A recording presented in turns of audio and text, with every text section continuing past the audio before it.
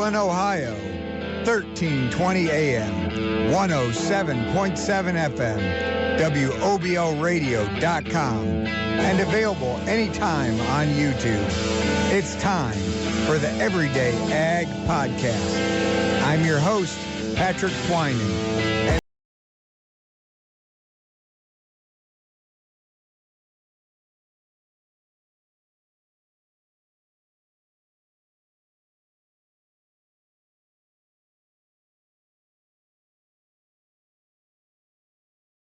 We're finally into April, and it's decent weather other than typical Ohio soggy, soppy spring. But April showers, spring, May flowers, right? So I guess it'll get the grass growing for us, and maybe we'll still have some decent dry weather in April. Before I kick off this show, I've got a huge shout out to make. Both of April's shows are nearly solely made possible by the best sister-in-law the world has ever known, the amazing Sammy Parsons. After all, she was the true brainchild behind the evolution and creation of this podcast. She was the first one to say, hey, what you do in life, what you do every day is really interesting. Why don't you talk about it? So here we are on number 7. But going back to Sammy, she's one of the best freehand artists you'll ever meet. And she just opened her very own tattoo shop down in Middletown, Ohio, which is just outside of Cincinnati. So head over to her Facebook page, her personal page, or follow the Inked Odyssey. It's Inked Odyssey 01 on Instagram or TikTok, or both, whichever you prefer. Check out all of the cool stuff that she's doing. Amazing artist. And if you're looking for new ink, she's worth the drive from anywhere in Northeast Ohio. It's about 3.5 hours from here in Oberlin. So head down there for your next appointment if you want to try her out. If you see some cool stuff on her Facebook or on Instagram or any of that. And also worth a drive down there to check out all of the cool masterpieces she has displayed around her shop. You can check those out in person. So a big shout out to her for making April possible, keeping the lights on, if you will, keeping us rocking and rolling. So, into the show. The last 2 weeks, 3 weeks, I didn't want to steal all of Liz and Lee's thunder last show, which, again, a big thanks to them for coming on and sitting in the hot seat and sweating it out for me. But I think it was the week before they came on. We'll call it a week.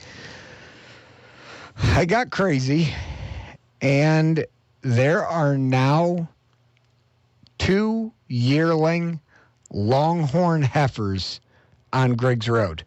Those are my new projects.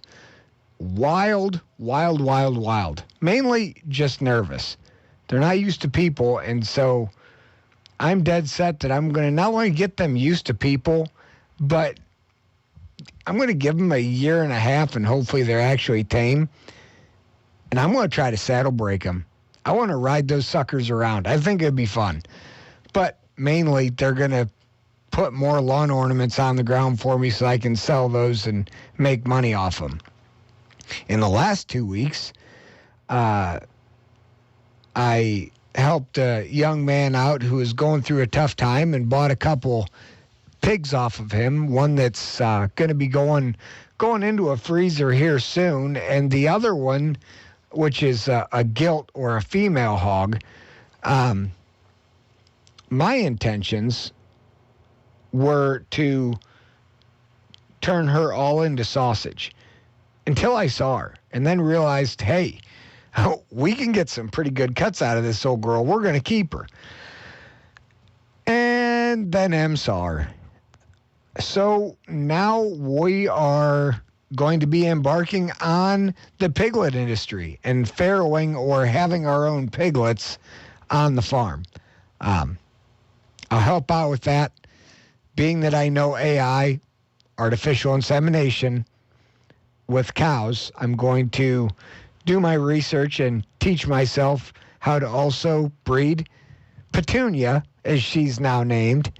And we're going to have our own little piglets run around the farm, and we'll sell those for fair hogs when time's right, which is about this time of year. And the rest of the year, we'll keep those and raise them up and have those for delicious ButterPig freezer hogs too. So there's that. And then this last weekend, I got really crazy. Well, I knew about it when my pups hit the ground. And I took a trip down to Tennessee and picked up a new female border collie. She's my best buddy. Her name is Stormy. She looks like a little storm cloud. Her registered name with the Border Collie Association is Storm Shadow. And let me tell you, she's very aptly named because not only does she look like a little storm cloud running around, but when she's loose, she is my personal shadow under my feet all the time. But she's great. I love her. I'm glad I got her. And there again, here in 2 years, we'll be having some hopefully very pretty border collie pups on the ground again. Since Ginger, my red dog, she's retiring. She shouldn't have probably had this last litter, but that was kind of an oops, and those happen. That's how I'm here. If I can digress a little bit, I say that's why I'm here. I'm 10 years younger than my next closest sibling, so to me, that's an oops. Anyhow, like I said, I digress. And then, which it's been a long process, and it'll be a long process to come yet, I've also been working on converting a grain bin, an old grain bin on the farm, into a party bin or a party gazebo. And I'm going to commit one of my worst pet peeves here because I can't stand when radio DJs say it. But go to my Facebook, my TikTok, and all those other things to check that out in your spare time. I've got pictures up on there and some videos, and there'll be some on YouTube here if you check back in and re-listen to this podcast as well. So on to the actual meat and potatoes of today's show, which I need to credit in part to Lee and Liz, who were on 2 weeks ago, for the ideas for tonight's show. We're going to be talking about road awareness and spring tractor safety and buying local. After the last show, as my normal routine, I hung around here chit-chatting, only this time it wasn't me and John bouncing ideas off each other for podcasts and fair stuff and all that other stuff. Liz and Lee were also here, and we got to talking about, hey, springtime's coming, planting season's coming. Make sure to remind your listeners to watch out for the tractors and machinery on the road. And then with their farm market, we're also going to talk about avenues for buying local, because that is huge. That is a big piece of my heart, I guess, if you will. Buying local, knowing where your meat comes from, knowing where your produce comes from. As Hamkers say, know your producer. So springtime activities. Obviously, baseball season is back among us. And the Tribe, which, yes, I still call them the Tribe, the Guardians, are on a hot streak if you've been keeping up. Sad to see Bieber down for the year. We're going to miss him, but we've got a good rotation, and so we'll be fine, hopefully. And we survived the eclipse. The apocalypse didn't happen. It was here. It went. it was cool. I have to admit, I wasn't excited leading up to it. It was just, it's going to be dark for a little bit. I might look outside and, hey, it got dark. Hey, the sun comes back out. Wrong. That was cool. I definitely took some time to safely look up and take that all in. And I'm glad I did, because that's definitely a once-in-a-lifetime thing. We're fortunate in this area to have that, whatever it was, almost 4 minutes of totality. And it got dark enough that the streetlights came on. That's pretty cool for, 3:30 in the afternoon. So, what else is going on springtime in the ag world? Actually, before I dive into this, because we're already 10 minutes in, let's take a quick break for one of our other podcast sponsors.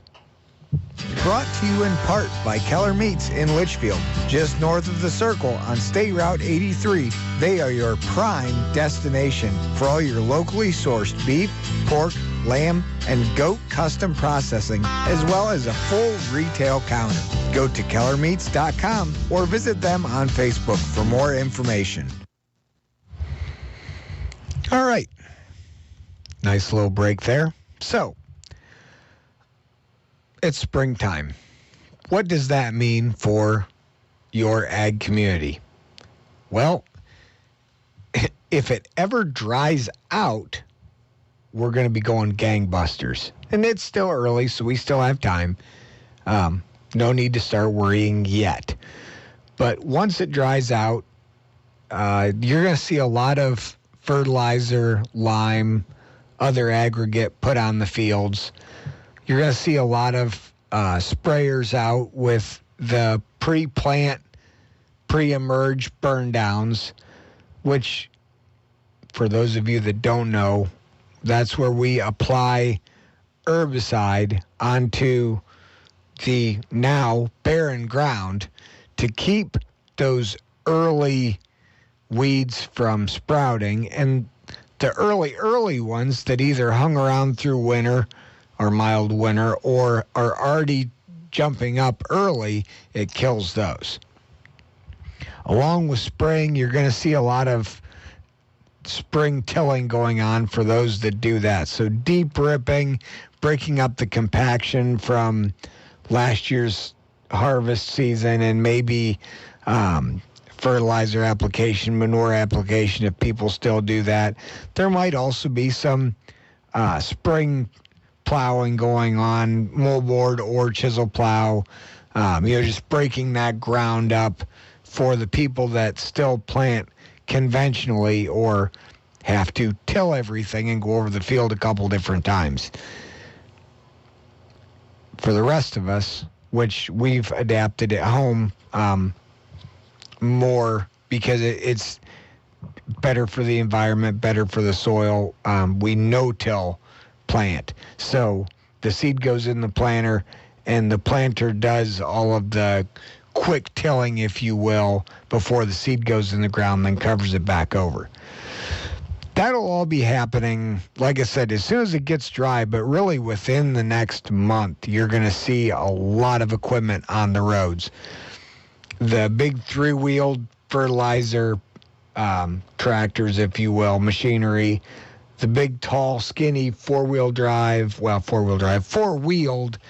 sprayers, tractors moving equipment from storage back to the farm, moving farm to farm, etc.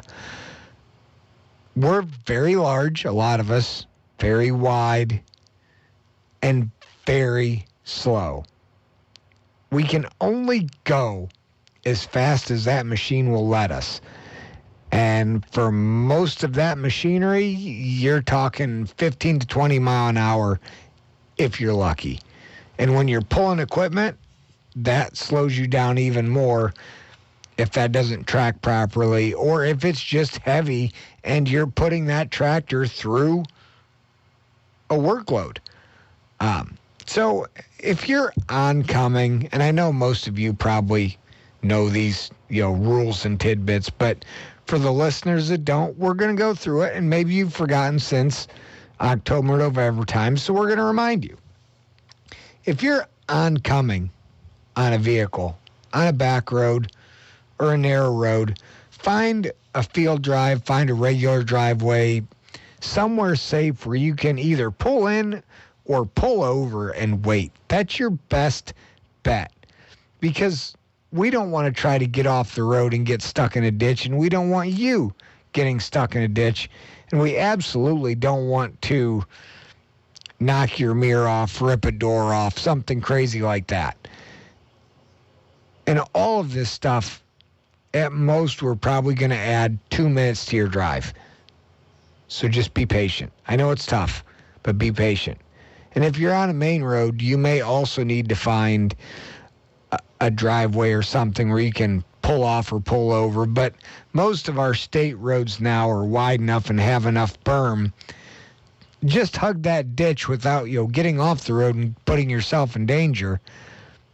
And we'll move over as best we can, and we'll both go our merry ways. If you're following us, well, you're just stuck. No. Just remember that we're going as fast as we can. And if we're on a main road, there's a good chance we're headed to the next side road. We're headed to the next field. We're not out to go on a 50-mile drive down the road. So, again, it might add a minute or two to your commute. And really, if you left that late, that's kind of your own fault. So maybe plan ahead, which you should every day, right? But I'm not going to get into that.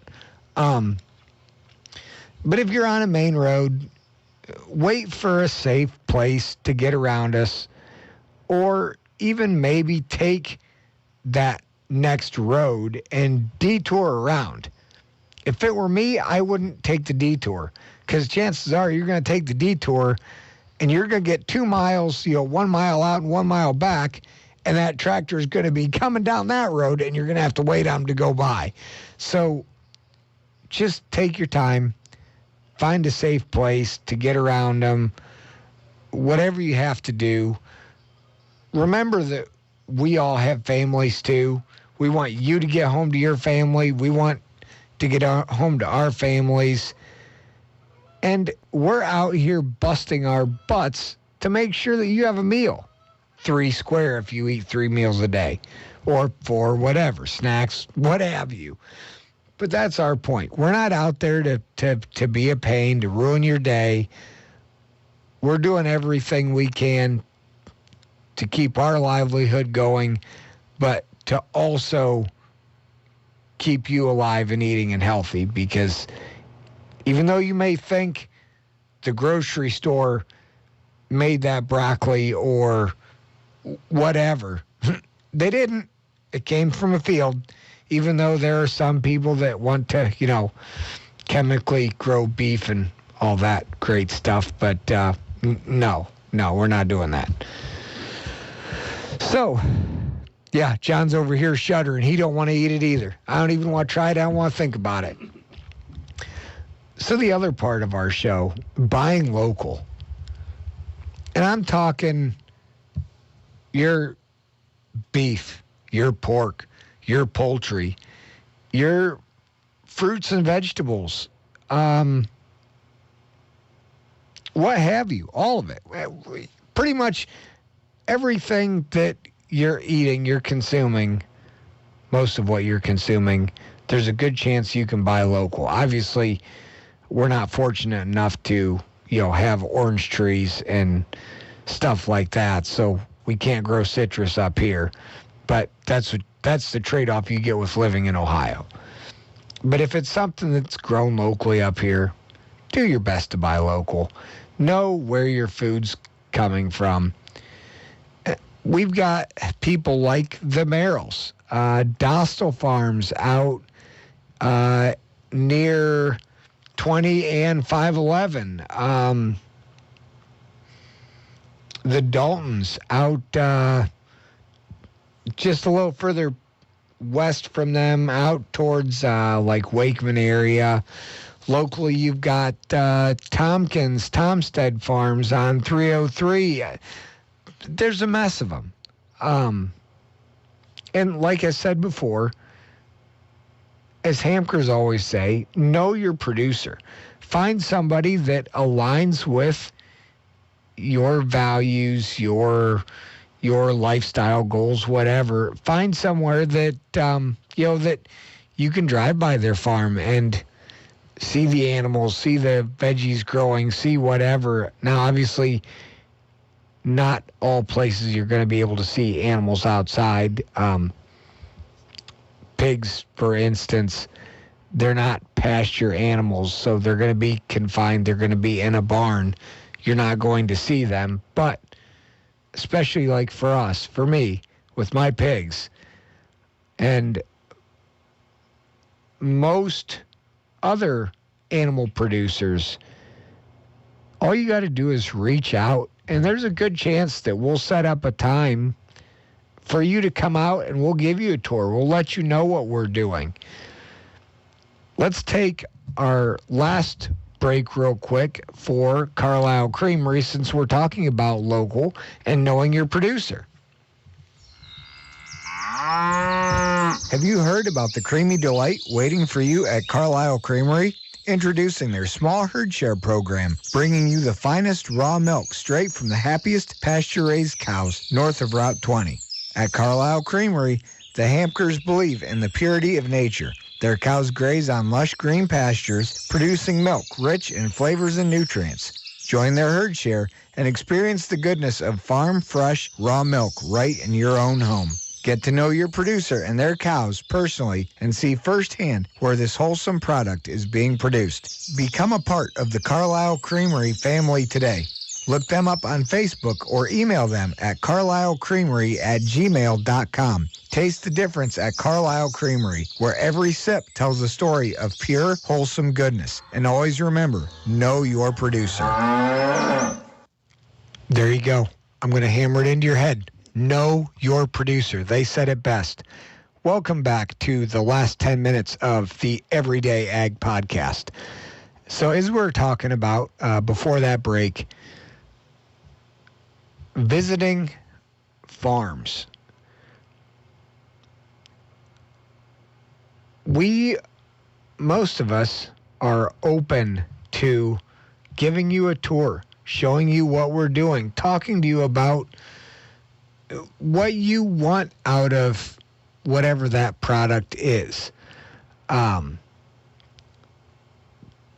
make sure with wherever you're going to reach out to them, even if you don't have a phone number or anything. If you need to stop in and you catch them out in the yard or in the driveway or whatever, set up an appointment to come back. Call them and set up an appointment to come back. We're all going a million different ways all day, every day. So you can see them out in the yard maybe talking to somebody else. That doesn't mean they have all day to just catch up with neighbors and give tours and whatnot. Some of us do. Most of us don't. I seldom do. Again, squirreling. I'm always doing 20 different projects at once. So pay that producer the common courtesy to set up a time to be there that works best for both of you. And, there may be a time where they know that, hey, this is the best time during the day, after work, on a weekend, whatever, that you can get the full aspect of that operation. Like I said, there's a pile of us out there, so obviously I'm going to tell you all day long to buy pork from me and buy beef from me when I have it. But there's a lot of us that are raising beef, that are raising pork, that are raising lambs, that are raising produce. If I don't have a pig for sale and I know that someone else does, I'm going to say, hey, I don't have anything right now. If you don't want to wait, here's somebody else to contact and talk to. Because that's just the farming community. So, do your research, have a couple different outlets. And we don't all have storefronts, although it would be nice. Most of us don't. Most of us just have a freezer in the barn or a freezer in the garage at home or something, and you say, hey, can I get a couple packs of steaks or whatever? And we say, yeah, I'll get that for you. Here's a good time to come get it, and we'll make it work. Obviously, if you want to buy a quarter of a beef, a half a beef, a whole beef, a half a hog, something that's a big bundle and going to be coming straight from the processor, that takes a little more planning and all that stuff, but it's doable. Produce stands are not my forte, but we're getting to the time where they're going to be popping up all over your roadside stands. There's also good auction barns like down in West Salem, where the Amish and local growers are taking their produce, and you can go there to buy. Again, just do your research, stop in, talk to them, figure out what they're doing. Do your due diligence. I wish I knew more about produce stands. I don't. I'm sorry. But like I said, they'll be popping up along the road, and stop in and talk to those people and see if that's what you're looking for. There's also, I know, at least I think there still are, up north, the northern Lorain County, community gardens where, the whole community kicks in buying fertilizer, buying seed, equipment, monetary donations, labor. You all chip in, you all put the garden in, you all take care of it. At the end of the year, you all reap the harvest and take home part of it. And those are awesome too, especially in the suburbs, and someone has a decent sized yard and says, hey, everybody come in, let's chip in, let's grow our own produce. And at the end of the year, we'll have a big blanching, freezing, canning party, whatever. And then you can eat for maybe the winter or however long. But there's always that too. And no matter whether you're getting produce from a roadside stand, a grocery store, an auction barn, whatever, make sure you're washing your produce before you cut it, cook it, eat it, whatever. It's just good common practice. You don't know what's on there. You don't know what happened, bugs, all that good stuff. Guys, we're almost out of time. It's been another fun show. So, quick wrap up. Please, please, please, I can't stress it enough. This spring, don't drive distracted. Watch for farm equipment. Slow down on the roads. Be courteous to all of us that have large, wide machinery on the roads. We are out there to feed you and to feed ourselves, and we all want to get home safely. And when possible, and if possible, make connections with your local farmers, whether they're meat producers, produce, veggie, fruit producers, whatever, orchards. Get to know them, establish that good relationship with them. And as always, make sure to check out the YouTube channel. Check me out on Spotify, the Facebook page at ButterPig Partners, or my personal page, the Everyday Ag Podcast TikTok page, all of our clothing, all that great stuff. And as always, well, I guess not as always, it just started this year 2 weeks ago. I've got pigs that are finished and getting ready to go to the freezers. So if you want your own butter pig, or you want some chops, some bacon, stuff like that, reach out. Email us at butterpigpartners@gmail.com, or shoot me a message on Facebook. As always, I'll have all those links up on the YouTube channel once this goes archived or available anytime. And new process on that. Will be live one Wednesday and then available on YouTube and Spotify the next Wednesday, just so that my brain is happy. And with that, guys, we're out of time. It was great having you along for another ag venture. Stay adventurous, stay safe, and enjoy this beautiful spring weather. The proceeding was a paid informational program. The views and opinions expressed were not necessarily those of the staff, management, or advertisers of WOBL Radio. 1320 AM and 107.7 FM. WOBL Oberlin. W299CJ Oberlin. Your own front row seat to your favorite country